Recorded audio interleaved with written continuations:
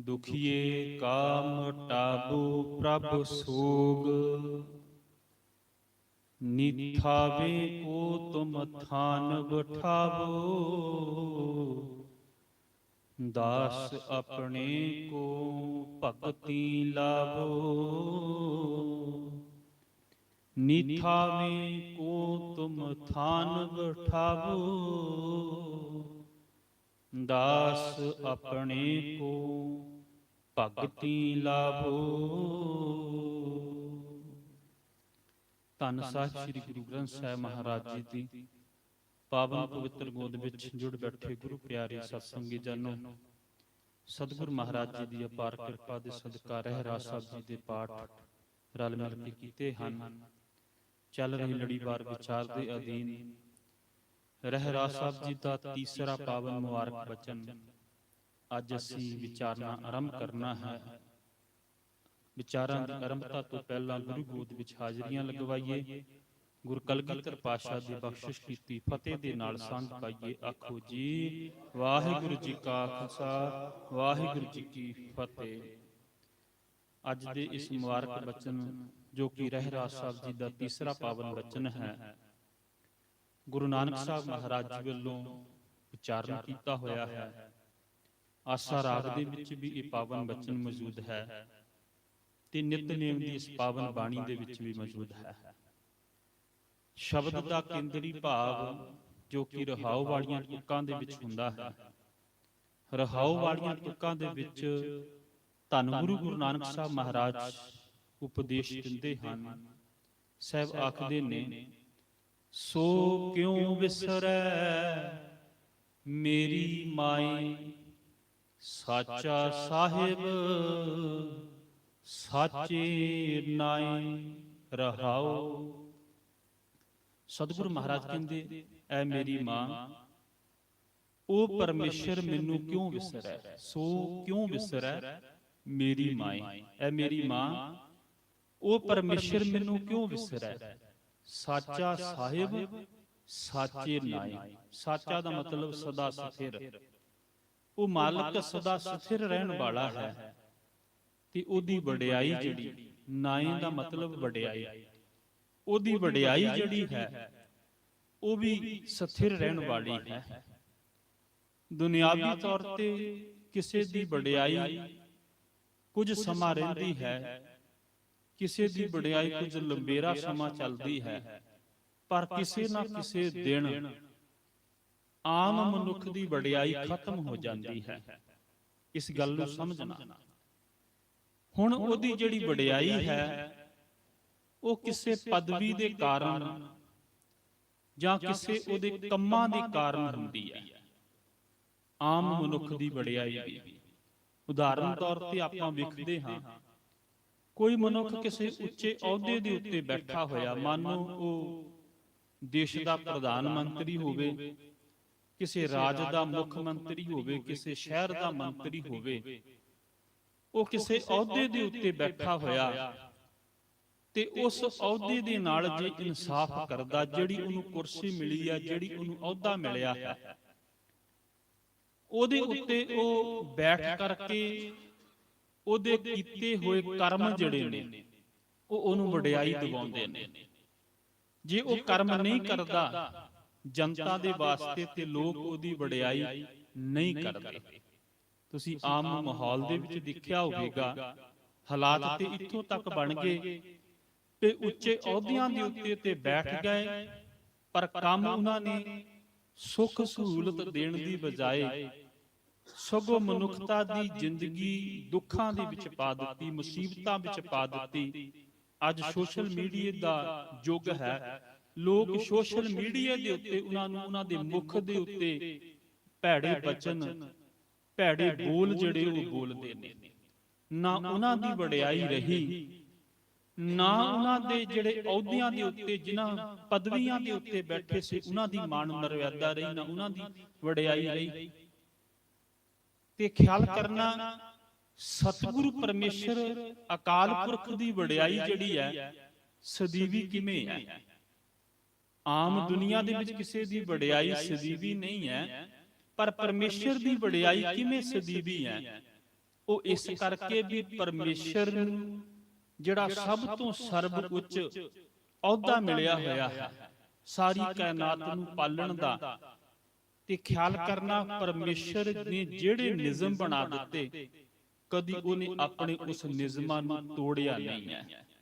ਜਿਹੜਾ ਪਰਮੇਸ਼ਰ ਕਰਮ ਕਰਦਾ ਹੈ ਜੀਵਾਂ ਦੇ ਵਾਸਤੇ, ਤੇ ਖਿਆਲ ਕਰਨਾ ਉਹ ਕਦੀ ਵੀ ਕਰਮ ਤੋਂ ਪਿੱਛੇ ਨਹੀਂ ਹਟਦਾ। ਇਸ ਕਰਕੇ ਉਹਦੀ ਵਡਿਆਈ ਪਰਮੇਸ਼ਰ ਦੀ ਜਿਹੜੀ ਹੈ ਉਹ ਸਦੀਵੀ ਹੈ। ਹੁਣ ਪਰਮੇਸ਼ਰ ਨੇ ਨਿਯਮ ਬਣਾਏ ਨੇ, ਉਹ ਸਭ ਨੂੰ ਰਿਜ਼ਕ ਦਿੰਦਾ ਹੈ। ਤੇ ਖਿਆਲ ਕਰਨਾ, ਸਤਿਗੁਰ ਮਹਾਰਾਜ ਕਹਿੰਦੇ ਨੇ, ਭਾਵੇਂ ਕੋਈ ਦੁਨੀਆਦਾਰ ਉਹਨੂੰ ਯਾਦ ਕਰੇ ਤੇ ਭਾਵੇਂ ਉਹਨੂੰ ਨਾ ਕਰੇ, ਉਹ ਇਹ ਨਹੀਂ ਕਹਿੰਦਾ ਵੀ ਜਿਹੜਾ ਮੈਨੂੰ ਯਾਦ ਕਰਦਾ ਤੇ ਮੈਂ ਉਹਨੂੰ ਜ਼ਿਆਦਾ ਦਵਾਂਗਾ, ਜਿਹੜਾ ਨਹੀਂ ਯਾਦ ਕਰਦਾ ਮੈਂ ਉਹਨੂੰ ਨਹੀਂ ਦਵਾਂਗਾ। ਕਦੀ ਉਸਨੇ ਇਹ ਨਹੀਂ ਕਰਮ ਕੀਤਾ। ਇੱਥੋਂ ਤੱਕ ਕਿ ਸਾਹਿਬ ਕਹਿੰਦੇ ਕਿ ਅਕਿਰਤ ਘਣਾ ਨੂੰ ਪਾਲਦਾ। ਅਕਿਰਤ ਘਣ ਉਹਨੂੰ ਕਹਿੰਦੇ ਨੇ ਜਿਹੜੇ ਉਹਦੀਆਂ ਦਿੱਤੀਆਂ ਹੋਈਆਂ ਦਾਤਾਂ ਦਾ ਸ਼ੁਕਰਾਨਾ ਨਹੀਂ ਕਰਦੇ, ਸਗੋਂ ਸ਼ਿਕਵੇ ਕਰਦੇ ਨੇ ਵੀ ਸਾਨੂੰ ਆਹ ਨਹੀਂ ਦਿੱਤਾ, ਸਾਨੂੰ ਆਹ ਨਹੀਂ ਦਿੱਤਾ। ਸੁਖਮਨੀ ਸਾਹਿਬ ਜੀ ਦੀ ਪਾਵਨ ਬਾਣੀ ਦੇ ਵਿੱਚ ਵੀ ਸਤਿਗੁਰੂ ਮਹਾਰਾਜ ਇਹੋ ਜਿਹੇ ਮਨੁੱਖ ਦੀ ਦਸ਼ਾ ਜਿਹੜੀ ਆ ਸਾਡੇ ਸਨਮੁਖ ਰੱਖਦੇ ਨੇ। ਸਾਹਿਬ ਕਹਿੰਦੇ ਨੇ, 10 ਵਸਤੂ ਲੈ ਪਾਛੈ ਪਾਵੈ, ਏਕ ਵਸਤ ਕਾਰਨ ਵਿਖੋਟ ਗਵਾਵੈ, ਏਕ ਭੀ ਨਾ ਦੇ 10 ਭੀ ਹਿਰ ਲੈ, ਤੋ ਮੂੜਾ ਕੋ ਕਹਾਂ ਕਰੇ।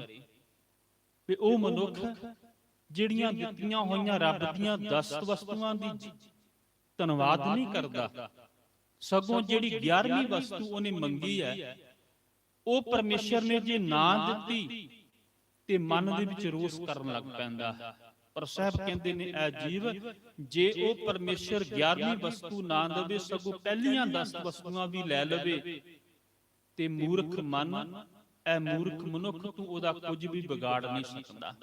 ਪਰ ਉਹ ਪਰਮੇਸ਼ਰ ਦੀ ਇਹ ਬਹੁਤ ਵੱਡੀ ਵਡਿਆਈ ਹੈ ਕਿ ਉਹ ਅਕਿਰਤ ਘਣਾ ਨੂੰ ਵੀ ਪਾਲਦਾ ਹੈ। ਉਹਨੇ ਕਦੀ ਇਹ ਨਹੀਂ ਕਿਹਾ ਵੀ ਜਿਹੜਾ ਮੈਨੂੰ ਨਹੀਂ ਯਾਦ ਕਰਦਾ ਉਹ ਮੇਰੀ ਬਣਾਈ ਹੋਈ ਕੁਦਰਤ ਦੇ ਵਿੱਚ ਹਵਾ ਦੇ ਵਿੱਚੋਂ ਸਾਹ ਨਹੀਂ ਲੈ ਸਕਦਾ। ਉਹਨੇ ਕਦੀ ਇਹ ਨਹੀਂ ਜੇ ਕਿਹਾ ਵੀ ਸੂਰਜ ਦੀ ਰੋਸ਼ਨੀ ਜਿਹੜੀ ਹੈ ਉਹ ਉਹਨਾਂ ਵਾਸਤੇ ਹੋਵੇਗੀ ਜਿਹੜਾ ਮੈਨੂੰ ਯਾਦ ਕਰੇਗਾ, ਜਿਹੜਾ ਮੈਨੂੰ ਯਾਦ ਨਹੀਂ ਕਰੇਗਾ ਉਹਦੇ ਵਾਸਤੇ ਰੋਸ਼ਨੀ ਨਹੀਂ ਹੋਵੇਗੀ। ਇਹ ਬਿਲਕੁਲ ਨਹੀਂ ਪਰਮੇਸ਼ਰ ਕਰਦਾ, ਕਿਉਂਕਿ ਉਹ ਨਿਆਂ ਕਰਦਾ ਸਾਰਿਆਂ ਦੇ ਨਾਲ। ਇਸ ਕਰਕੇ ਉਹਦੀ ਵਡਿਆਈ ਜਿਹੜੀ ਆ ਉਹ ਸਦੀਵੀ ਹੈ, ਉਹ ਆਪ ਵੀ ਸੱਚਾ ਹੈ। ਕਿ ਸਤਿਗੁਰੂ ਮਹਾਰਾਜ ਕਹਿੰਦੇ ਨੇ ਵੀ ਐ ਮੇਰੀ ਮਾਂ, ਉਹ ਜਿਹਾ ਪਰਮੇਸ਼ਰ ਮੈਨੂੰ ਕਦੇ ਨਾ ਵਿਸਰੇ।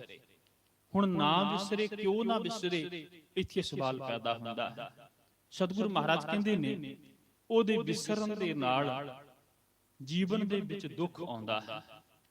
ਪਾਵਨ ਬਚਨ ਦੇ ਵਿੱਚ ਕਿਉਂ ਨਾ ਵਿਸਰੇ, ਉਹਦੇ ਗੁਣ ਕਿਹੜੇ ਨੇ, ਉਹ ਸਾਰੇ ਰਹਾਉ ਵਾਲੇ ਬੰਦ ਤੋਂ ਜਿਹੜੇ ਬਾਕੀ ਬੰਦ ਨੇ, ਉਹਨਾਂ ਦੀ ਵੀ ਸਤਿਗੁਰੂ ਮਹਾਰਾਜ ਨੇ ਸਾਡੇ ਸਾਹਮਣੇ ਖੋਲ ਕੇ ਸਮਝਾਉਣਾ ਕੀਤਾ ਹੈ। ਪਰ ਇਹ ਗੱਲ ਕੇਂਦਰਿਤ ਕਰੀਏ ਵੀ ਅੱਜ ਦਾ ਸਮੁੱਚਾ ਸ਼ਬਦ ਦਾ ਜਿਹੜਾ ਕੇਂਦਰੀ ਭਾਵ ਹੈ ਉਹ ਇਹ ਹੈ ਵੀ ਉਹ ਆਪ ਸੱਚਾ ਹੈ, ਉਹਦੀ ਵਡਿਆਈ ਸੱਚੀ ਹੈ, ਤੇ ਐ ਮੇਰੀ ਮਾਂ, ਫਿਰ ਉਹ ਪਰਮੇਸ਼ਰ ਮੈਨੂੰ ਨਾ ਵਿਸਰੇ।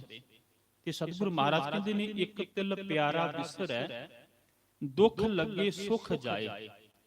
ਜਦੋਂ ਕਿਤੇ ਉਹ ਪਰਮੇਸ਼ਰ ਭਾਵ ਜਿਹੜੇ ਮਨੁੱਖ ਰੱਬ ਦੇ ਨਾਲ ਜੁੜ ਜਾਂਦੇ ਨੇ, ਜਿਹੜੇ ਰੱਬ ਦੇ ਨਾਲ ਪਿਆਰ ਕਰਨ ਲੱਗ ਪੈਂਦੇ, ਉਹਨਾਂ ਦੇ ਮਨ ਦੇ ਵਿੱਚੋਂ ਫਿਰ ਇਹ ਹੂਕ ਨਿਕਲਦੀ ਹੈ ਵੀ ਉਹ ਪਰਮੇਸ਼ਰ ਮੈਨੂੰ ਇੱਕ ਤਿਲ ਜਿੰਨਾ ਵੀ ਸਮਾਂ ਜਿਹੜਾ ਹੈ ਨਾ ਉਹ ਵਿਸਰੇ ਨਾ। ਕਿਉਂਕਿ ਉਹਦੇ ਵਿਸਰਨ ਦੇ ਨਾਲ ਕੀ ਹੁੰਦਾ, ਦੁੱਖ ਲੱਗਦਾ ਏ ਤੇ ਸੁੱਖ ਜਿਹੜੇ ਨੇ ਉਹ ਦੂਰ ਹੋ ਜਾਂਦੇ ਨੇ। ਦੁੱਖ ਲੱਗਾ ਸੁਖ ਜਾਏ, ਜੇਬਾ ਜਲੋ ਜਲਾਵਣੀ, ਨਾਮ ਨਾ ਜਪੇ ਰਸਾਏ, ਘਟ ਬਿਨਸੇ ਦੁੱਖ ਅਗਲੋ, ਜਮ ਪਕੜੇ ਪਛਤਾਏ। ਵਿਕਾਰਾਂ ਰੂਪੀ ਜਮ ਕਾਮ ਕ੍ਰੋਧ ਲੋਭ ਮੋਹ ਪਕੜ ਲੈਂਦੇ ਨੇ ਤੇ ਦੁੱਖ ਜਿਹੜੇ ਨੇ ਉਹ ਅੱਗੇ ਆ ਜਾਂਦੇ ਨੇ। ਕਿਉਂਕਿ ਜੀਵ ਵਿਕਾਰਾਂ ਦੇ ਵਿੱਚ ਜ਼ਿੰਦਗੀ ਜੋਏਗਾ ਤੇ ਉਹਦੀ ਜ਼ਿੰਦਗੀ ਦੇ ਵਿੱਚ ਦੁੱਖ ਨੇ। ਤੇ ਸਤਿਗੁਰੂ ਮਹਾਰਾਜ ਕਹਿੰਦੇ ਨੇ, ਇੱਕ ਤਿਲ ਨਹੀਂ ਵਿਸਰੇ ਪ੍ਰਾਣ ਆਧਾਰਾ, ਜਪ ਜਪ ਨਾਨਕ ਜੀਵਤੇ। ਸਤਿਗੁਰੂ ਮਹਾਰਾਜ ਕਹਿੰਦੇ ਨੇ ਵੀ ਜਿਹੜੇ ਰੱਬ ਨੂੰ ਪਿਆਰ ਕਰਦੇ ਆ ਨਾ, ਉਹ ਤੇ ਤਿਲ ਜਿੰਨਾ ਵੀ ਸਮਾਂ, ਭਾਵ ਬਹੁਤ ਥੋੜਾ ਜਿਹਾ ਸਮਾਂ ਵੀ ਉਹ ਪਰਮੇਸ਼ਰ ਤੋਂ ਟੁੱਟਦੇ ਨਹੀਂ, ਉਹਦੀ ਯਾਦ ਤੋਂ ਪਾਸਾ ਨਹੀਂ ਬਟਲਦੇ, ਉਹ ਤੇ ਹਰੇਕ ਸਾਹ ਦੇ ਨਾਲ ਉਸ ਮਾਲਕ ਨੂੰ ਜਪਦੇ ਆ, ਕਿਉਂਕਿ ਉਹਦੇ ਜਪਣ ਦੇ ਨਾਲ ਹੀ ਸਤਿਗੁਰੂ ਮਹਾਰਾਜ ਕਹਿੰਦੇ ਨੇ ਸੁਖ ਹੈ। ਤੇ ਸਤਿਗੁਰੂ ਮਹਾਰਾਜ ਕਹਿੰਦੇ ਨੇ ਸੋ ਕਿਉ ਵਿਸਰੈ ਜਿਸ ਕੇ ਜੀ ਪਰਾਨਾ। ਹੁਣ ਸਾਹ ਲੈਂਦੇ ਆ ਜੀਵ ਹਵਾ ਦੇ ਨਾਲ, ਤੇ ਇਹ ਨੈਚੁਰਲੀ ਗੱਲ ਹੈ, ਯੂਨੀਵਰਸਲ ਲਾ ਹੈ ਵੀ ਜਦੋਂ ਸਾਹ ਨਾ ਲਿਆ ਜਾਵੇ, ਭਾਵ ਜੇ ਆਕਸੀਜਨ ਨਾ ਮਿਲੇ ਤੇ ਮਨੁੱਖ ਦੇ ਪ੍ਰਾਣ ਖਤਮ ਨੇ। ਤੇ ਸਤਿਗੁਰੂ ਮਹਾਰਾਜ ਕਹਿੰਦੇ ਨੇ ਵੀ ਉਹ ਪਰਮੇਸ਼ਰ ਦੀ ਯਾਦ ਵੀ ਪ੍ਰਾਣਾਂ ਦਾ ਆਧਾਰ ਹੈ। ਸੋ ਕਿਉ ਵਿਸਰੇ ਜਿਸ ਕੇ ਜੀ ਪਰਾਨਾ, ਸੋ ਕਿਉ ਵਿਸਰੈ ਸਭ ਮਾਹੀ ਸਮਾਨਾ। ਵੀ ਉਹ ਪਰਮੇਸ਼ਰ ਮੈਨੂੰ ਕਿਉਂ ਵਿਸਰੈ, ਜਿਹੜਾ ਸਾਰਿਆਂ ਦੇ ਵਿੱਚ ਵਸਿਆ ਹੋਇਆ ਹੈ। ਜਿਤ ਸੇਵੈ ਦਰਗਹਿ ਪਤ ਪਰਵਾਨਾ, ਵੀ ਜਿਸ ਨੂੰ ਯਾਦ ਰੱਖਣ ਦੇ ਨਾਲ ਦਰਗਾਹ ਦੇ ਵਿੱਚ ਪੱਤ ਮਿਲ ਜਾਂਦੀ ਹੈ, ਭਾਵ ਇੱਜ਼ਤ ਮਿਲ ਜਾਂਦੀ ਹੈ। ਸਤਿਗੁਰੂ ਮਹਾਰਾਜ ਕਹਿੰਦੇ ਨੇ ਵੀ ਉਹ ਕਿਉਂ ਵਿਸਰੈ, ਹਰਿ ਕੇ ਨਾਮ ਬਿਟੋਂ ਬਲ ਜਾਓ, ਤੂੰ ਵਿਸਰੈ ਤਦ ਹੀ ਮਰ ਜਾਓ। ਸਾਹਿਬ ਕਹਿੰਦੇ ਨੇ ਜੇ ਉਹ ਵਿਸਰ ਜਾਵੇ ਪਰਮੇਸ਼ਰ, ਮੈਂ ਤੇ ਉਦੋਂ ਮਰ ਜਾਂਦਾ ਹਾਂ। ਪਹਿਲੇ ਬੰਦ ਦੇ ਵਿੱਚ ਇਸ ਨੂੰ ਆਪਾਂ ਖੋਲਾਂਗੇ। ਸਤਿਗੁਰੂ ਮਹਾਰਾਜ ਕਹਿੰਦੇ ਨੇ ਵੀ ਜਦੋਂ ਉਹ ਵਿਸਰ ਜਾਂਦਾ ਹੈ ਤੇ ਮੈਂ ਆਤਮਿਕ ਤੌਰ ਤੇ ਜਿਹੜਾ ਹੈ ਉਹ ਮਰ ਜਾਂਦਾ ਹੈ। ਸਤਿਗੁਰੂ ਦੀ ਪਾਵਨ ਬਾਣੀ ਨੇ ਮਨੁੱਖ ਨੂੰ ਇਹ ਗੱਲ ਸਮਝਾਉਣੀ ਕੀਤੀ ਹੈ, ਕਿਉਂਕਿ ਆਪਾਂ ਚੰਗੇ ਤੇ ਮਾੜੇ ਦਿਨਾਂ ਦੀ ਬੜੀ ਵਿਚਾਰ ਕਰਦੇ ਹਾਂ। ਤੁਸੀਂ ਬਹੁਤਾਤ ਵਿੱਚ ਦੇਖਿਆ ਹੋਵੇਗਾ, ਬਹੁਤਾਤ ਲੋਕ ਜਿਹੜੇ ਰਾਸ਼ੀਆਂ ਦੇ ਵਿੱਚ ਵਿਸ਼ਵਾਸ ਰੱਖਦੇ ਨੇ, ਉਹ ਸਵੇਰ ਦੇ ਵਕਤ ਅਖਬਾਰ ਦੇਖਣਗੇ ਤੇ ਉਸੇ ਪੰਨੇ ਦੇ ਉੱਤੇ ਨਿਗਾਹ ਕੱਢਣਗੇ ਜਿੱਥੇ ਰਾਸ਼ੀਆਂ ਲਿਖੀਆਂ ਹੋਣਗੀਆਂ। ਉਹ ਚੈਨਲ ਉਹ ਲਾਉਣਗੇ ਜਿੱਥੇ ਰਾਸ਼ੀਆਂ ਦੱਸਦੇ ਹੋਣਗੇ, ਕਿਉਂਕਿ ਉਹ ਸ਼ੁਭ ਤੇ ਅਸ਼ੁਭ ਦਿਨਾਂ ਦੇ ਵਿੱਚ ਵਿਸ਼ਵਾਸ ਰੱਖਦੇ ਨੇ। ਕਿਹੜਾ ਰੰਗ ਪਹਿਨਣਾ ਹੈ, ਕੀ ਕਰਨ ਕਰਨਾ ਹੈ, ਕੀ ਕਰਨਾ ਹੈ, ਉਹ ਪੰਡਤਾਂ ਦੇ ਦੱਸੇ ਅਨੁਸਾਰ ਚੱਲਦੇ ਨੇ। ਪਰ ਸਤਿਗੁਰੂ ਮਹਾਰਾਜ ਜੀ ਦੇ ਕੋਲੋਂ ਪੁੱਛੀਏ ਵੀ ਸਤਿਗੁਰੂ ਤੁਹਾਡੀਆਂ ਨਜ਼ਰਾਂ ਦੇ ਵਿੱਚ ਵੀ ਕੋਈ ਦਿਨ ਮਾੜਾ ਹੈ, ਤੁਹਾਡੀਆਂ ਨਜ਼ਰਾਂ ਦੇ ਵਿੱਚ ਵੀ ਕੋਈ ਦਿਨ ਚੰਗਾ ਹੈ? ਤੇ ਸਤਿਗੁਰੂ ਮਹਾਰਾਜ ਸਮਝਾਉਂਦੇ ਨੇ, ਸਾਹਿਬ ਕਹਿੰਦੇ ਨੇ ਨਾਨਕ ਸੋਈ ਦਿਨ ਸੁਹਾਵੜਾ। ਸਾਹਿਬ ਕਹਿਣ ਲੱਗੇ ਉਹ ਦਿਨ ਸੋਹਣਾ ਏ। ਕਿਹੜਾ ਦਿਨ? ਜਿਤ ਪ੍ਰਭ ਆਵੇ ਚਿੱਤ, ਵੀ ਜਿਸ ਦਿਨ ਤੇਰੀ ਯਾਦ ਪਰਮੇਸ਼ਰ ਦੀ ਬਣੀ ਰਹੀ ਮਨ ਦੇ ਵਿੱਚ। ਸਾਹਿਬ ਕਹਿਣ ਲੱਗੇ ਉਹ ਸਾਰਾ ਦਿਨ ਚੰਗਾ ਹੈ। ਤੈਨੂੰ ਕਿਸੇ ਰਾਸ਼ੀਆਂ ਦੇ ਕੋਲ, ਕਿਸੇ ਪੰਡਤ ਦੇ ਕੋਲ, ਕਿਸੇ ਜੋਤਸ਼ੀ ਦੇ ਕੋਲ ਹੱਥ ਦਿਖਾ ਕੇ ਰਾਸ਼ੀ ਨਹੀਂ ਪੁੱਛਣੀ ਪੈਗੀ ਅੱਜ ਮੇਰਾ ਦਿਨ ਕਿਵੇਂ ਦਾ ਚੜ੍ਹੇਗਾ, ਕਿਵੇਂ ਦਾ ਹੋਵੇਗਾ। ਜੇ ਤੇਰੀ ਹਿਰਦੇ ਵਿੱਚ ਯਾਦ ਹੈ ਮਾਲਕ ਦੀ, ਤੇ ਸਾਹਿਬ ਕਹਿਣ ਲੱਗੇ ਤੇਰੇ ਵਾਸਤੇ ਉਹ ਦਿਨ ਵਧੀਆ ਹੈ। ਨਾਨਕ ਸੋਈ ਦਿਨ ਸੁਹਾਵੜਾ, ਜਿਤ ਪ੍ਰਭ ਆਵੈ ਚਿੱਤ, ਜਿਤ ਦਿਨ ਵਿਸਰੇ ਪਾਰ ਬ੍ਰਹਮ, ਪਿੱਟ ਫੁਲੇਰੀ ਰੁੱਤ। ਸਾਹਿਬ ਕਹਿੰਦੇ ਨੇ ਜਿਸ ਦਿਨ ਉਹ ਪਰਮੇਸ਼ਰ ਵਿਸਰ ਜਾਂਦਾ, ਫਿੱਟ ਭੁਲੇਰੀ ਰੁੱਤ ਦਾ ਮਤਲਬ ਉਹ ਸਮਾਂ ਤੇਰੇ ਵਾਸਤੇ ਮਾੜਾ ਹੈ ਜਦੋਂ ਮਾਲਕ ਵਿਸਰ ਜਾਂਦਾ ਹੈ। ਤੇ ਅੱਜ ਦੇ ਰਹਾਉ ਵਾਲੇ ਬੰਦ ਦੇ ਵਿੱਚ ਵੀ ਸਾਹਿਬ ਇਹੀ ਕਹਿੰਦੇ ਨਾ, ਸੋ ਕਿਉਂ ਵਿਸਰੈ ਮੇਰੀ ਮਾਂ, ਮੈਨੂੰ ਪਰਮੇਸ਼ਰ ਕਿਉਂ ਵਿਸਰੈ? ਤਾਂ ਨਾ ਵਿਸਰੇ ਵੀ ਉਹਦੇ ਵਿਸਰਨ ਦੇ ਨਾਲ ਦਿਨ ਮਾੜਾ ਹੈ, ਤੇ ਜੇ ਉਹ ਨਾ ਵਿਸਰੇ, ਉਹਦੀ ਯਾਦ ਬਣੀ ਰਵੇ ਤੇ ਦਿਨ ਚੰਗਾ ਹੈ। ਤੇ ਸਤਿਗੁਰੂ ਮਹਾਰਾਜ ਕਹਿੰਦੇ ਨੇ, ਧੰਨ ਗੁਰੂ ਗੁਰੂ ਅਰਜਨ ਸਾਹਿਬ ਮਹਾਰਾਜ ਸਾਹਿਬ ਕਹਿੰਦੇ ਨੇ, ਕੋਟ ਵਿਗਨ ਤਿਸ ਲਾਗਤੇ। ਵਿਗਨ ਦਾ ਮਤਲਬ ਰੁਕਾਵਟ, ਉਹਦੇ ਕੰਮਾਂ ਦੇ ਵਿੱਚ ਰੁਕਾਵਟ ਹੈ। ਕਰੋੜਾਂ ਹੀ ਰੁਕਾਵਟਾਂ ਬਣ ਜਾਂਦੀਆਂ। ਕੋਟ ਵਿਗਨ ਤਿਸ ਲਾਗਤੇ, ਜਿਸ ਨੂੰ ਵਿਸਰੇ ਨਾਉ। ਜਿਹਨੂੰ ਪਰਮੇਸ਼ਰ ਦਾ ਨਾਮ ਵਿਸਰ ਜਾਂਦਾ, ਉਹਦੇ ਰਸਤੇ ਦੇ ਵਿੱਚ ਤੇ ਕਰੋੜਾਂ ਹੀ ਰੁਕਾਵਟਾਂ ਨੇ। ਨਾਨਕ ਅਨ ਦਿਨ ਵਿਲਪਤੈ, ਜਿਉ ਸੁੰਝੇ ਕਰਕਾਉ। ਸਤਿਗੁਰੂ ਮਹਾਰਾਜ ਕਹਿੰਦੇ ਨੇ, ਹੇ ਨਾਨਕ, ਉਹ ਮਨੁੱਖ ਅਨ ਦਿਨ ਦਾ ਮਤਲਬ ਹਰ ਰੋਜ਼ ਬਿਲਪਦਾ ਹੀ ਰਹਿੰਦਾ ਹੈ। ਤੇ ਉਹਦੀ ਹਾਲਾਤ ਕਿਵੇਂ ਦੀ ਉਦਾਹਰਨ ਦਿੰਦੇ ਆ, ਜਿਉਂ ਸੁੰਝੇ ਘਰ ਕਾਉ। ਸੁੰਝੇ ਦਾ ਮਤਲਬ ਜਿਸ ਘਰ ਦੇ ਵਿੱਚ ਕੋਈ ਰਹਿੰਦਾ ਹੋਵੇ। ਹੁਣ ਕਾਂ ਆ, ਕਾਂ ਕਾਹਦੇ ਵਾਸਤੇ ਆਉਂਦਾ ਸੀ? ਤੇ ਇਹ ਦੇਖ ਲਿਆ ਨਾ ਵੀ ਕਾਂ ਬਨੇਰੇ ਦੇ ਉੱਤੇ ਬੈਠਾ ਤੇ ਅੱਜ ਕੋਈ ਰਿਸ਼ਤੇਦਾਰ ਆਏਗਾ, ਅੱਜ ਕੋਈ ਪ੍ਰਾਹੁਣਾ ਆਵੇਗਾ। ਨਹੀਂ, ਕਾਂ ਤੇ ਵਿਚਾਰਾ ਰੋਟੀ ਦੀ ਬੁਰਕੀ ਵਾਸਤੇ ਬੋਲਦਾ ਵੀ ਮੈਨੂੰ ਕਿਤੇ ਰੋਟੀ ਦੀ ਬੁਰਕੀ ਮਿਲ ਜਾਵੇ, ਬਨੇਰੇ ਉੱਤੇ ਤਾਂ ਬੋਲਦਾ ਹੈ। ਤੇ ਸਤਿਗੁਰੂ ਮਹਾਰਾਜ ਕਹਿੰਦੇ ਨੇ ਵੀ ਜਿਹਦੇ ਘਰ ਵਿੱਚ ਹੀ ਕੋਈ ਨਾ ਹੋਵੇ ਫਿਰ ਰੋਟੀ ਪਾਉਣ ਵਾਲਾ ਕੌਣ ਹੈ? ਕਾਂ ਨੂੰ।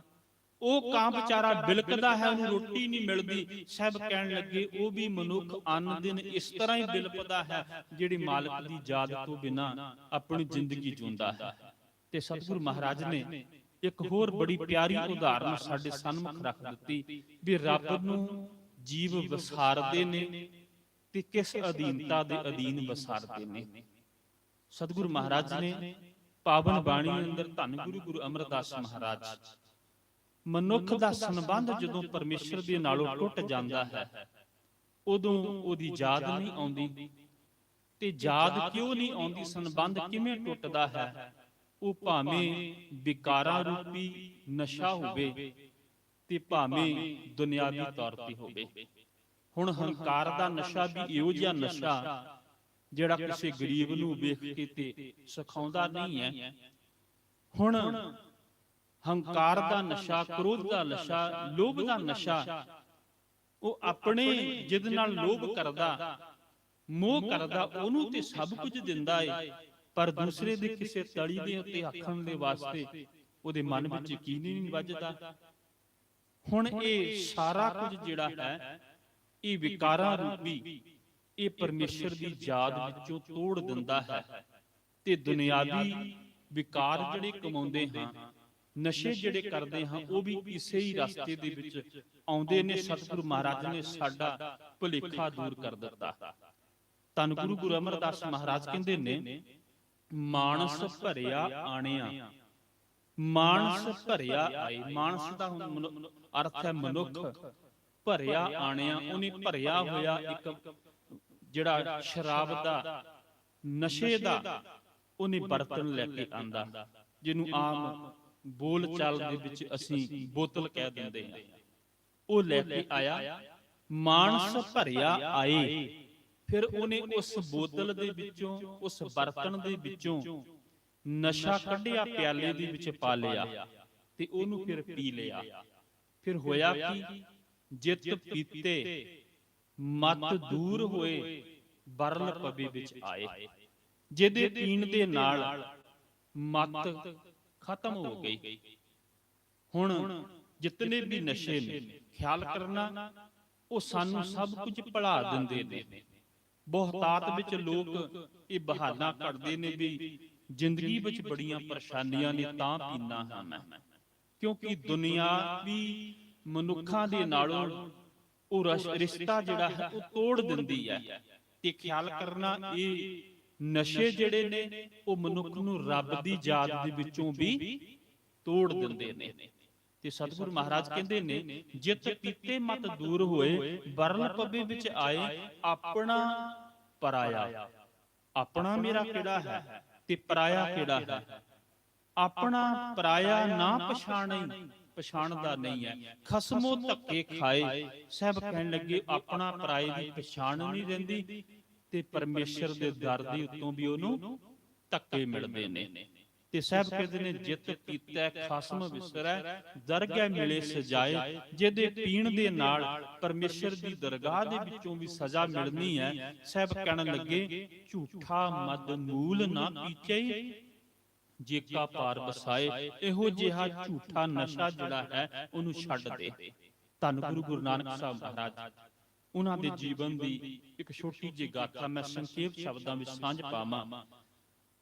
ਜਦੋਂ ਗੁਰੂ ਨਾਨਕ ਸਾਹਿਬ ਮਹਾਰਾਜ ਅਹਿਮਦਾਬਾਦ ਦੀ ਧਰਤੀ ਦੇ ਉੱਤੇ ਗਏ ਨੇ ਤੇ ਉਸ ਵਕਤ ਬਾਬਰ ਨੇ ਹਮਲਾ ਕੀਤਾ ਹੈ। ਬਾਬਰ ਜਿਹੜਾ ਕਾਬਲ ਕੰਧਾਰ ਤੋਂ ਚੜ੍ਹ ਕੇ ਆਇਆ ਸੀ ਹਿੰਦੁਸਤਾਨ ਦੀ ਧਰਤੀ ਦੇ ਉੱਤੇ ਆਪਣਾ ਰਾਜ ਸਥਾਪਿਤ ਕਰਨ ਵਾਸਤੇ, ਇਹਨੇ ਹਮਲਾ ਕੀਤਾ ਤੇ ਅਹਿਮਦਾਬਾਦ ਦੀਆਂ ਧਰਤੀ ਦੇ ਉੱਤੇ ਲੋਥਾਂ ਹੀ ਲੋਥਾਂ ਇਹਨੇ ਵਿਛਾ ਦਿੱਤੀਆਂ। ਖੂਨ ਹੀ ਖੂਨ ਚਾਰੇ ਪਾਸੇ। ਜਿਹਨੇ ਮਾੜੀ ਮੋਟੀ ਵਿਰੋਧਤਾ ਕੀਤੀ ਜਾਂ ਤੇ ਉਹਨੂੰ ਮੌਤ ਦੇ ਘਾਟ ਉਤਾਰ ਦਿੱਤਾ ਜਾਂ ਫਿਰ ਉਹਨੂੰ ਆਪਣੀ ਬੰਦੀ ਬਣਾ ਲਿਆ। ਗੁਰੂ ਨਾਨਕ ਸਾਹਿਬ ਮਹਾਰਾਜ ਵੀ ਉੱਥੇ ਸਨ ਤੇ ਸਾਹਿਬ ਨੂੰ ਵੀ ਬੰਦੀ ਬਣਾ ਲਿਆ, ਜੇਲ੍ਹ ਕੋਠੜੀ ਦੇ ਵਿੱਚ ਸੁੱਟ ਦਿੱਤਾ। ਹੁਣ ਜੇਲ੍ਹ ਕੋਠੜੀ ਦੇ ਵਿੱਚ ਲੋਕ ਤੇ ਕੁਰਲਾ ਰਹੇ ਨੇ, ਕਿਉਂਕਿ ਜੇਲ੍ਹ ਕੋਠੜੀ ਵਿੱਚ ਕੋਈ ਸੁਖੀ ਨਹੀਂ ਹੁੰਦਾ, ਜੇਲ੍ਹਾਂ ਦੇ ਵਿੱਚ ਕੋਈ ਸ਼ੌਂਕ ਨੂੰ ਨਹੀਂ ਜਾਂਦਾ। ਪਰ ਸਤਿਗੁਰੂ ਮਹਾਰਾਜ ਪਰਮੇਸ਼ਰ ਦੀ ਯਾਦ ਵਿੱਚ ਖੁਸ਼ੀ ਦੇ ਤਰਾਨੇ ਪਰਮੇਸ਼ਰ ਦੀ ਯਾਦ ਵਿੱਚ ਗਾ ਰਹੇ ਨੇ। ਸਿਪਾਹੀਆਂ ਨੇ ਜਾ ਕੇ ਬਾਬਰ ਨੂੰ ਦੱਸਿਆ ਵੀ ਬਾਕੀ ਲੋਕ ਤੇ ਕੁਰਲਾ ਰਹੇ ਨੇ, ਪਰ ਇੱਕ ਫਕੀਰ ਉਹ ਖੁਸ਼ ਹੈ, ਉਹ ਕੋਈ ਰੱਬੀ ਤਰਾਨੇ ਗਾ ਰਿਹਾ ਹੈ। ਮੈਂ ਗੱਲ ਨਜ਼ਦੀਕ ਰੱਖਾਂ, ਗੁਰੂ ਨਾਨਕ ਸਾਹਿਬ ਮਹਾਰਾਜ ਨੂੰ ਬਾਬਰ ਦੇ ਸਨਮੁਖ ਲੈ ਕੇ ਆਂਦਾ ਗਿਆ, ਤੇ ਬਾਬਰ ਨੂੰ ਜਦੋਂ ਸਤਿਗੁਰੂ ਮਹਾਰਾਜ ਦੀ ਭੇਟ ਵਾਰਤਾ ਹੋਈ ਹੈ, ਤੇ ਉਸ ਵਕਤ ਜਿਹੜਾ ਬਾਬਰ ਸੀ ਉਹ ਨਸ਼ੇ ਦਾ ਪਿਆਲਾ ਸਾਂਝਾ ਕਰ ਰਿਹਾ ਸੀ। ਤੇ ਗੁਰੂ ਨਾਨਕ ਸਾਹਿਬ ਮਹਾਰਾਜ ਨੂੰ ਕਹਿਣ ਲੱਗਾ ਵੀ ਫਕੀਰ ਸਾਈਂ, ਵੀ ਜਿੱਥੇ ਅੱਜ ਤੁਸੀਂ ਆਏ ਹੋ ਨਾ ਮੇਰੇ ਸਨਮੁਖ, ਉਹ ਸਥਾਨ ਇਹੋ ਜਿਹਾ ਜਿੱਥੇ ਮੈਂ ਤੇ ਮੇਰਾ ਪਿਆਲਾ ਹੀ ਹੁੰਦਾ, ਹੋਰ ਕੋਈ ਤੀਸਰਾ ਬੰਦਾ ਨਹੀਂ ਹੁੰਦਾ। ਤੁਸੀਂ ਬੜੇ ਕਿਸਮਤ ਵਾਲੇ ਹੋ। ਤੇ ਸਤਿਗੁਰੂ ਮਹਾਰਾਜ ਦੇ ਸਨਮੁਖ ਵੀ ਇੱਕ ਨਸ਼ੇ ਦਾ ਪਿਆਲਾ ਜਿਹੜਾ ਸੀ ਉਹ ਰੱਖਿਆ।